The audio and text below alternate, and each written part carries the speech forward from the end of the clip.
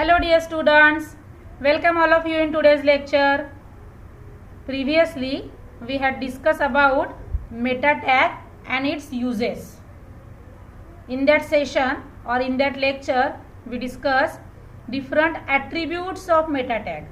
That means we discuss about name, content, char set and HTTP equiv attributes. Now in this session we will discuss about CSS, that means cascading style sheets. Then what is CSS? CSS stands for cascading style sheets. CSS describes how HTML elements are to be displayed on screen or in paper or other medias. CSS saves a lot of work. आता हा जो topic आहे हा एक most important topic आहे. CSS ला आपण cascading style sheets म्हणतो आणि CSS चे आपल्याला भरपूर वेगवेगळे युजेस आहेत. त्यामुळे आपल्या प्रोग्रामची लेंथ सुद्धा कमी होते आणि आपला प्रोग्राम करण्यासाठी लागणारा जो वेळ आहे तो वेळ सुद्धा वाचतो. आता CSS चे सिंटॅक्स काय असतो तर CSS rule set contains a selector and a declaration block. आता आपण सिलेक्टर कशाला म्हणायचं आणि डिक्लेरेशन ब्लॉक कशाला म्हणायचं.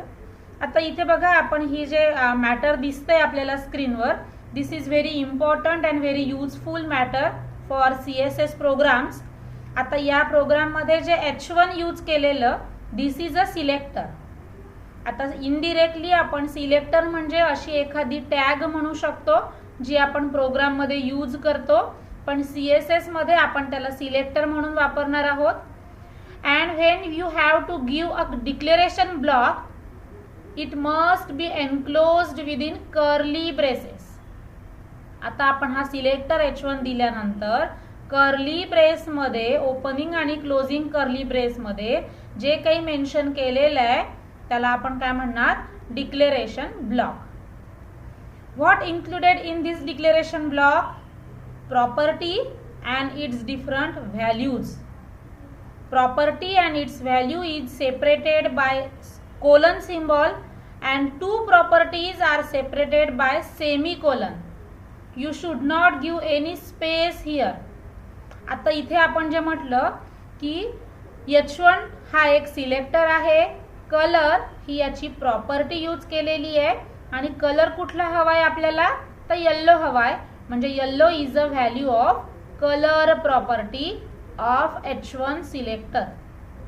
आता याच ठिकाणी आपण सेमीकोलन देऊन फॉन्ट साइज सुद्धा मेन्शन केलेली आहे 11 pt. That means 11 pt is a value of font size property of H1 selector. Okay, मग आता या इथे आपल्याला H1 हा एक सिलेक्टर म्हणून मेन्शन केलेला आहे. असे तुम्ही सिलेक्टर्स कुठले कुठले यूज करू शकता.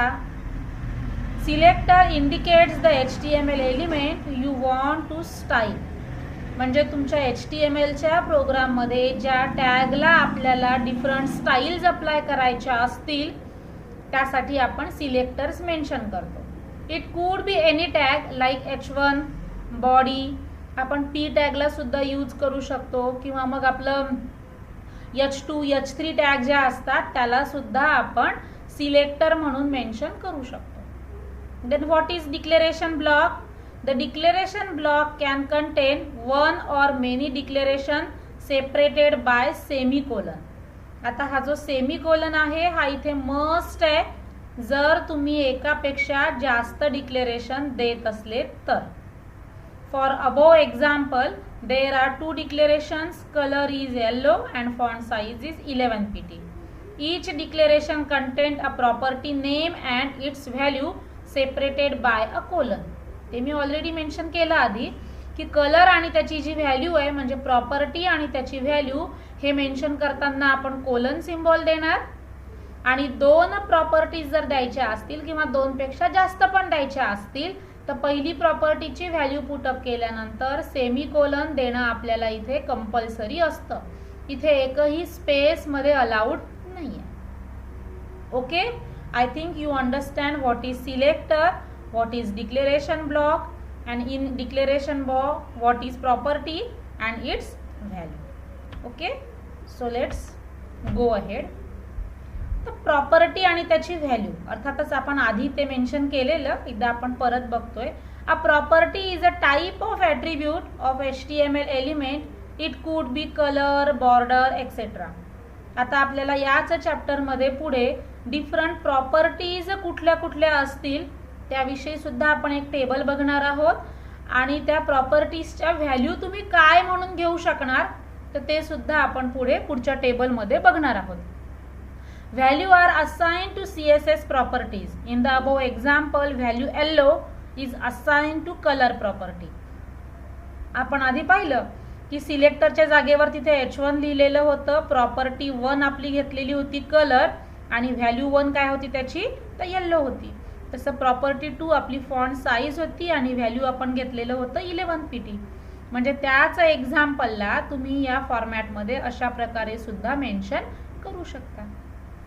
मग आता पुढे आपण या चॅप्टरमध्ये काय बघतो आहोत, types of CSS. What are different types of CSS? There are 3 methods of implementing styling information to an HTML document. आता 3 वेगवेगळ्या प्रकारांनी आपण CSSचा उपयोग करतो. म्हणजे HTML डॉक्युमेंटमध्ये 3 वेगवेगळ्या टाइप्सने आपल्याला CSS आपल्या डॉक्युमेंटमध्ये इन्क्लुडिंग करता येतं. First is inline CSS, second is internal CSS, त्यालाच आपण एम्बेडेड स्टाईल शीट असं सुद्धा म्हणतो, and third one is external CSS. मग आता आपण वन बाय वन त्याला एक्सप्लेन करूया. First we will discuss about inline style sheet. It uses the style attribute in the HTML start tag. आता HTML start tag म्हणजे ज्या paired tag आहे, जसं फॉर एक्झाम्पल बघा आपण P टॅगला ऑलरेडी शिकलोय, त्यानंतर H1 टॅग शिकलेलो, बॉडी टॅग शिकलेलो. तर या ज्या टॅग्स आहेत त्याचं जे ओपनिंग अँगल ब्रॅकेट आणि क्लोजिंग अँगल ब्रॅकेट दिलेला असतो हा, तर याला आपण स्टार्ट टॅग म्हणतो आणि स्लॅश देऊन जेव्हा क्लोजिंग केलं जातं याला आपण एंड टॅग म्हणतो. मग ही जी स्टार्ट टॅग आहे या स्टार्ट टॅग मध्ये we have to use inline style sheet. मग कसं यूज करायचं? Inline CSS is use to apply CSS on a single line or element. आता इथे आपण फॉर एक्झाम्पल म्हणून म्हटलेलं ओपनिंग अँगल ब्रॅकेटमध्ये P या आपण सिलेक्टरचा वापर करतो आहोत आणि अर्थातच इथे इनलाइन स्टाईल शीटचा वापर करतोय. Style is equal to colour mention केलेला आहे आपण ब्ल्यू. म्हणजे या ठिकाणी जर का तुम्ही प्रोग्राममध्ये हे असं सेंटेन्स लिहिलेलं असेल तर ओपनिंग P आणि आपल्या क्लोजिंग P मध्ये हॅलो CSS हा शब्द लिहिलेला, तर हॅलो CSS या शब्द आपल्याला ब्ल्यू कलरमध्ये डिस्प्ले होईल कारण की आपण त्या P टॅगसाठी स्टाईल यूज केलेली आहे. आता आपण याचा प्रोग्राम करून बघूयात, पण त्याआधी आपण एम्बेडेड स्टाईल शीट किंवा इंटरनल स्टाईल शीट सुद्धा बघूयात, म्हणजे जेणेकरून दोघांचा प्रोग्राम आपण सोबत बघणार. Then what is internal CSS? This is used to apply CSS on a single document or page. It can affect all the elements of page. It is written inside the style tag within head section of HTML. आता ही जी internal CSS असते तर याच्यामध्ये आपण काय करतो, जी opening head tag आणि closing head tag आहे त्यांच्यामध्ये आपल्याला स्टाईल टॅगचा यूज करायचा असतो. How you will use this internal style sheet and inline style sheet in program that we will discuss now with the help of one program. Now let us see this program. आता आपण या प्रोग्राममध्ये काय mention केलेलं, dock type HTML ने सुरुवात केली आहे, HTML हेड. आता इथे बघा ओपनिंग हेड टॅग आणि जी क्लोजिंग हेड टॅग आहे यांच्यामध्ये आपण कशाचा यूज केलाय, स्टाईलचा यूज केलेला. जर तुम्ही स्टाईल टॅग यूज करत असले हिडर सेक्शन मध्ये, that means this is a program of internal style sheet, that means embedded style sheet. Okay, म्हणजे इंटरनल किंवा एम्बेडेड मध्ये आपण स्टाईल या टॅगचा वापर करतो आणि ही स्टाईल टॅग कुठे यूज करायची आहे आपल्याला? हिडर सेक्शन मध्ये. मग आता त्या स्टाईल टॅग मध्ये आपण मेन्शन केलेलं आहे H1 colour red. Here H1 is a selector, colour is it's property and red is a value of this colour property. आता हे आपण इथे प्रोग्राम मध्ये मेन्शन केलेलं. प्रोग्रामच्या बॉडीकडे वळूयात आपण आता. प्रोग्रामच्या बॉडी मध्ये बघा आपण इथे P style is equal to colour blue म्हटलं. आता जर का तुम्ही प्रोग्रामच्या बॉडी मध्ये एखादी जी टॅग आहे त्याला स्टाईल हा ॲज अ ॲट्रिब्यूट म्हणून यूज करत असले, that means this is a type of inline style sheet. आपण जो CSS मधला पहिला प्रकार बघितला इनलाईन स्टाईल शीट, त्यासाठी आपण स्टाईल इज इक्वल टू अशा प्रकारे यूज करणार. आता आपण इथे एक वर्ड लिहिला आणि स्लॅश देऊन आपण P टॅग करतोय क्लोज. बॉडी मध्ये आपण नेक्स्ट H1 चा यूज केलेला आहे. The internal style sheet is applied on this heading. आता इथे आपण कारण की इंटरनल स्टाईल शीटचा यूज केलाय. आता काय याला इंटरनल स्टाईल शीटचा इफेक्ट होईल? कारण आपल्या ओपनिंग स्टाईल आणि क्लोजिंग स्टाईल मध्ये तुम्ही H1 या सिलेक्टरचा यूज केलेला आहे आणि H1 सिलेक्टरचा यूज स्टाईल टॅग मध्ये केलेला असल्यामुळे प्रोग्रामच्या बॉडी मध्ये जिथे तुम्ही H1 टॅग वापरणार त्याला या कलर रेडचा इफेक्ट अप्लाय झालेला असेल. आणि हा जो पुढचा P टॅग घेतली आहे आपण, तर हा एक नॉर्मल वर्ड आपला डिस्प्ले होईल. आता बघा आपण हा जो प्रोग्राम आहे याला परत सेव्ह ॲज करतो आहोत .html ने. त्याला काय करायचं तर सेव्ह करून घ्यायचं. .html ने प्रोग्राम सेव्ह केल्यानंतर जेव्हा तुम्ही तो प्रोग्राम रन करणार, this will be the output of this program. आता हे आउटपुट इथे कसं आलं? सगळ्यात पहिलं जे वाक्य आहे आपलं, this is a inline style sheet. आता इथे बघा आपण P स्टाईल कलर ब्ल्यू म्हटलेला होता आणि जे वाक्य आहे this is inline style sheet, तर हा शब्द तुमचा इनलाईन स्टाईल शीटने अफेक्ट झालेला आहे कारण की आपण P च्या ओपनिंग टॅग मध्ये कलर काय मेन्शन केलेला आहे? ब्ल्यू. आता इथे या H1 मध्ये फक्त हा वर्ड लिहिलाय, पण तुमच्या आउटपुट मध्ये या H1 च्या वर्डला रेड कलर का आला? Because that we given in our style tag in header section. That means this is a type of internal style sheet. आणि तेच हा जो पुढचा P टॅग घेतली आहे आपण, तर या पुढच्या P ला आपण नॉर्मल मेन्शन केलंय. This paragraph will not be affected असं म्हटलं कारण की या P टॅग साठी इथे वरती तुम्ही एकही सिलेक्टर मेन्शन केलेला नव्हता.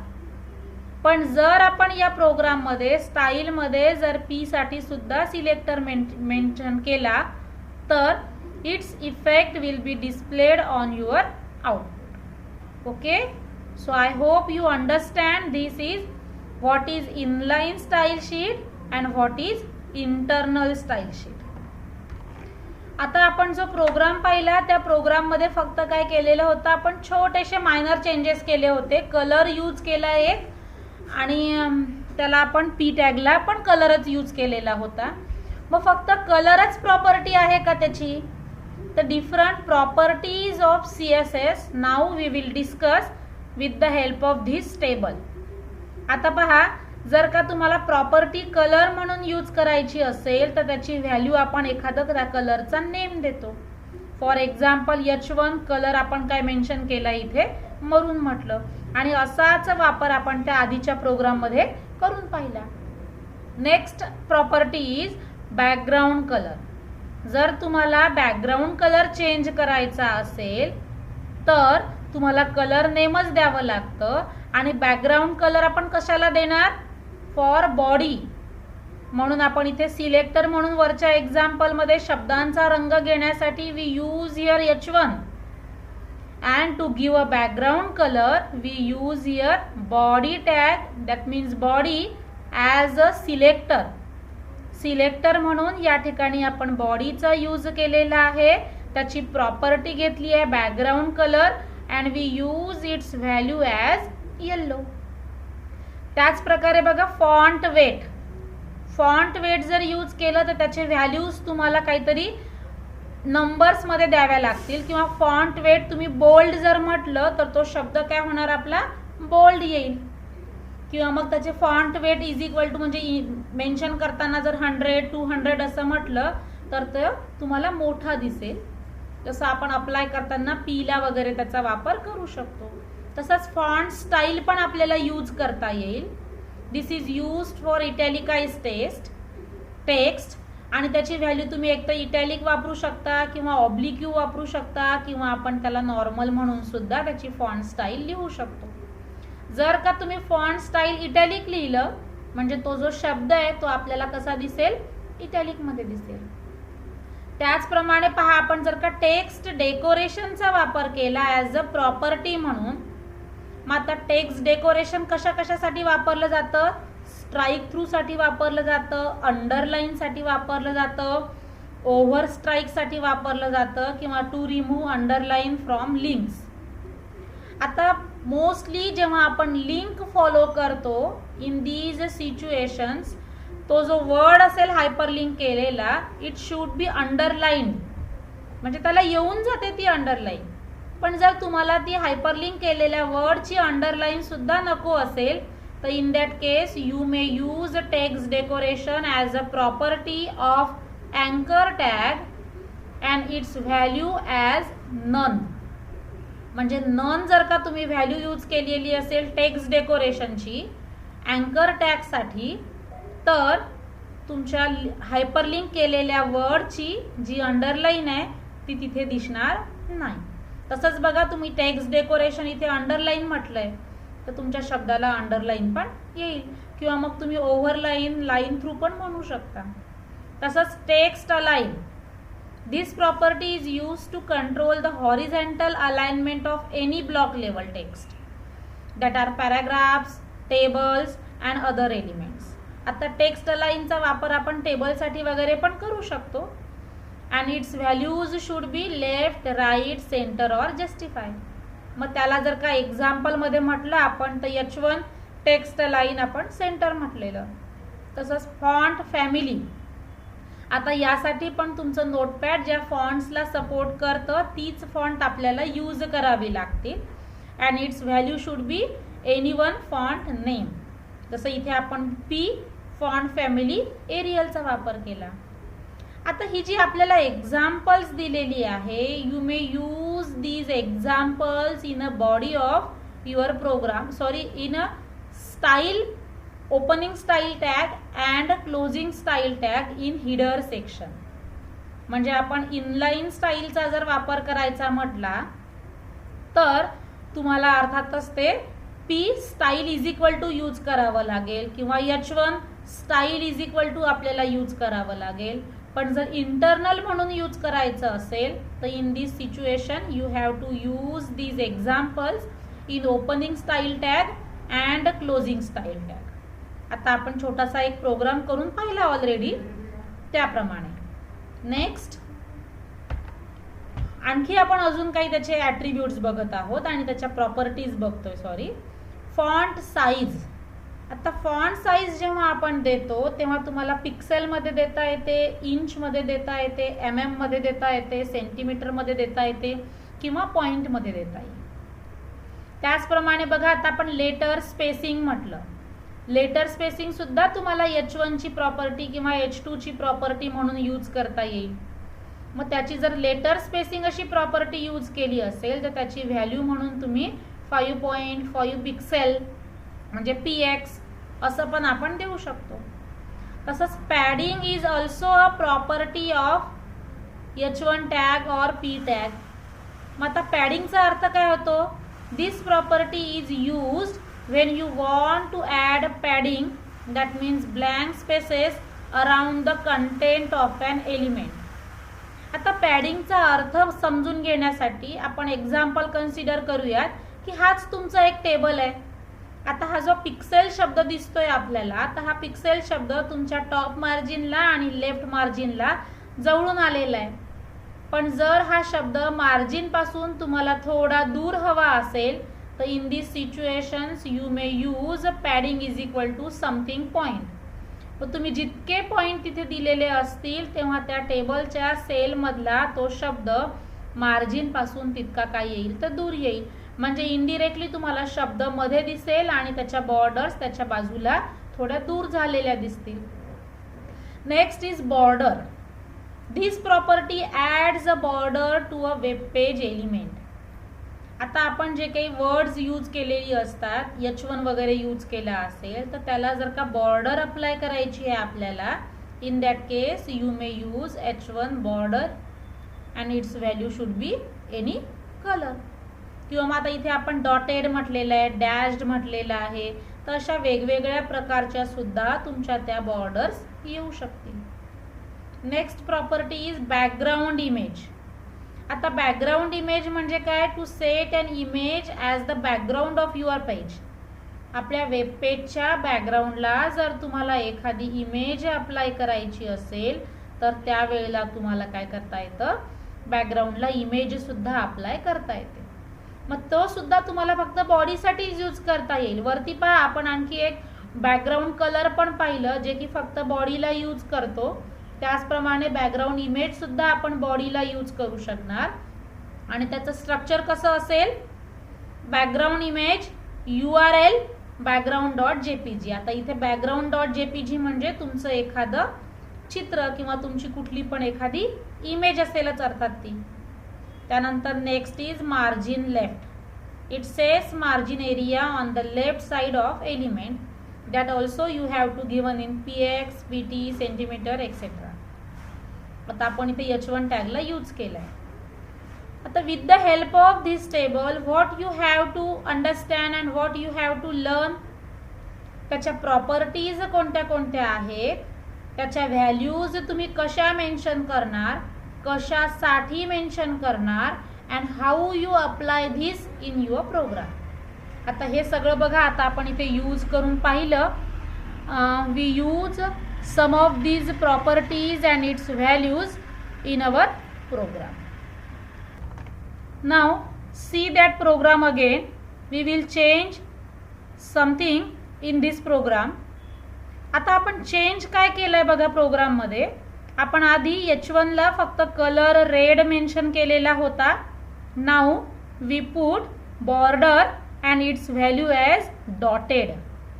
आपण बघा बॉर्डर जी ॲट्रिब्यूट बघितला होता म्हणजे बॉर्डर जी प्रॉपर्टी पाहिली तर त्या बॉर्डर प्रॉपर्टीला तुम्ही डॉटेड असं पण मेन्शन करू शकता. That we will learn now with the help of about table.